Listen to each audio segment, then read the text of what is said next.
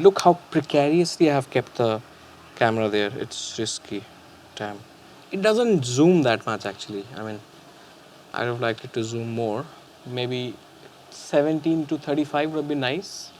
This is just a first introduction. I'm saying hi to a wide angle zoom, which I'm like seriously picking up for the first time with the 17 to 28 2.8 Z lens.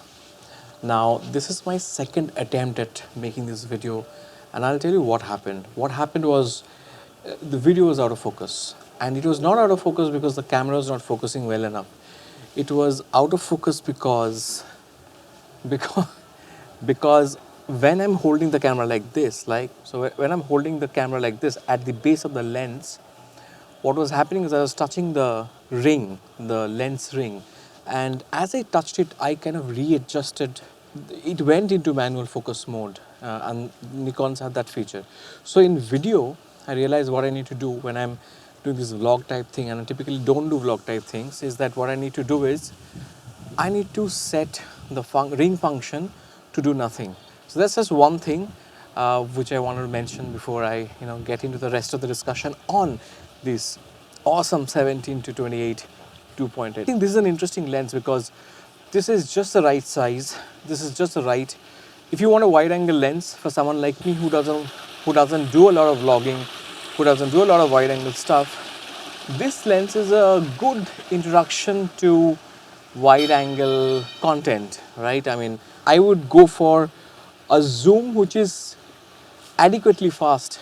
2.8 is medium fast. It's not. Instead of going for a 20 mm 1.8, a zoom like this is interesting because it's you can always use the 28 side of the lens, right? Then it's not too wide. So at 17 it's almost ultra wide. So at times, when you're using a wide angle lens, composition becomes a challenge. It's not that easy. You need to ensure that your levels are right, or else you will see the tall buildings. You will see that collapsing in. So levels are going to become very important because if you don't get your levels right, then you will start seeing distortion in the image. So wide angle is not always, I don't find it very easy to shoot with. So particularly for someone like me, for example, if I want to get into having a wide angle lens in my repertoire, I would like to have something like this 70 to 28. And with the weight and the size and the price, I think it just hits the right balance. There's a lot of talk that it's a Tamron inspired lens, if not a rebadged Tamron. Look, you could get the Sony mount Tamron lens, and then you could add an adapter. It then can be used for both mounts, but the difference is that you don't get the quality assurance coming from Nikon, and then also lose the advantage of the native mount and that very short flange distance. I'm sure every time Nikon launches a lens that uses the short flange distance, that adds to the picture quality.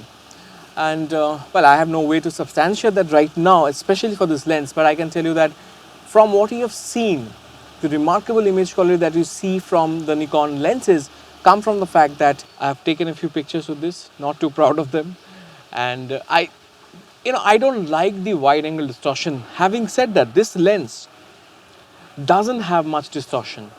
One more thing that I observed about this lens is the front element. It kind of moves in and comes out.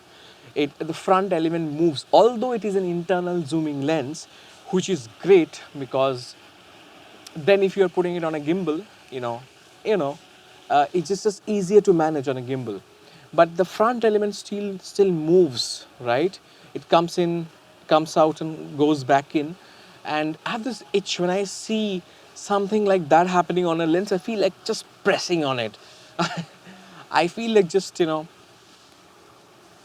because it's just moving. I feel like pressing. I've seen that happen with a lot of expensive lenses. I've seen that happen with the Canon 50mm 1.2, 85 1.2.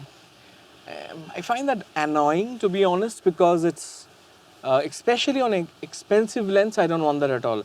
I kind of forgive that on a Fuji 27mm 2.8, for example.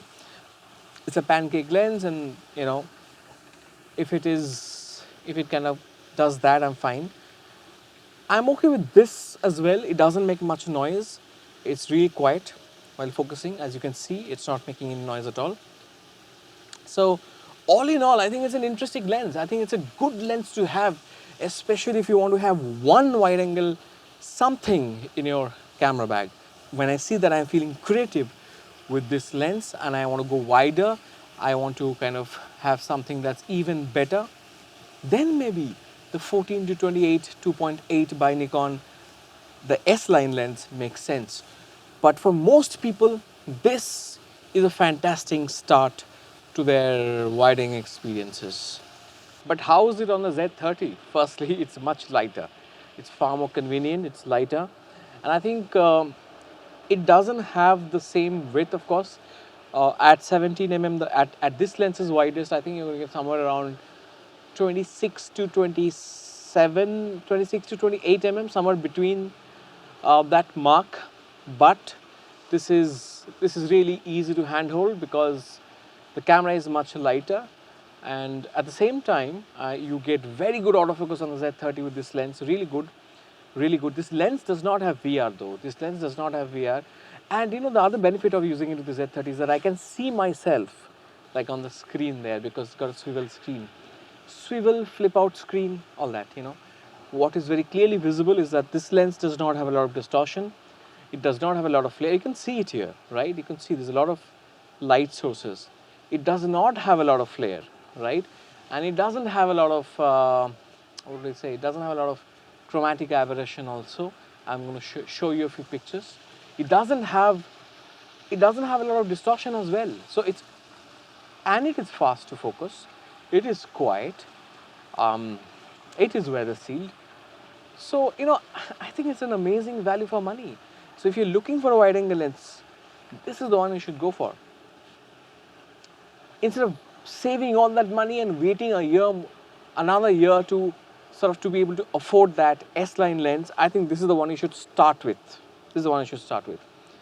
So, and it pairs beautifully with the Z30. So even if you have a Z30 or a crop sensor camera, it's fine. This is the lens you should go for if you're looking for a wide angle lens. It's going to give you better depth of field than your 16 to 55 or 16 to 50 kit lens that do better bokeh, right?